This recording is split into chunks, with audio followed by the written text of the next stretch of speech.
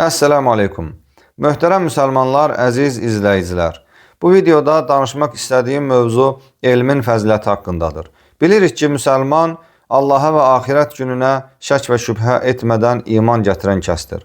Axirət gününə iman gətirən kəs bilir ki, dünyasını dəyişdikdən sonra onu ancaq iki yerdən biri gözləyir. Ya cənnət, ya cəhənnəm. Cənnətə aparan yolları, həmçinin cəhənnəmdən uzaqlaşdıran əməlləri öyrənmək ancaq elm sayəsində olur. Və Peyğəmbər sallallahu aleyhi və səlləm elm öyrənmək haqqında belə buyurur. Elm öyrənmək hər bir müsəlmanın üzərinə fərzdir.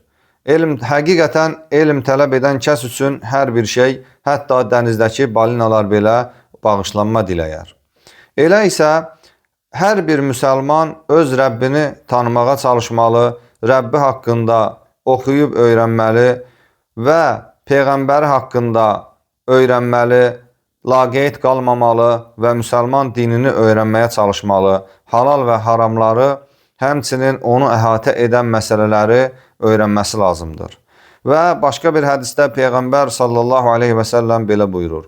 Kim elm öyrənmək üçün bir yola çıxarsa, Allah onun cənnətə gedən yolunu asanlaşdırar. Və bilmək lazımdır ki, elm öyrənməyimiz bizim cənnətə gedən yolumuzu asanlaşdırır.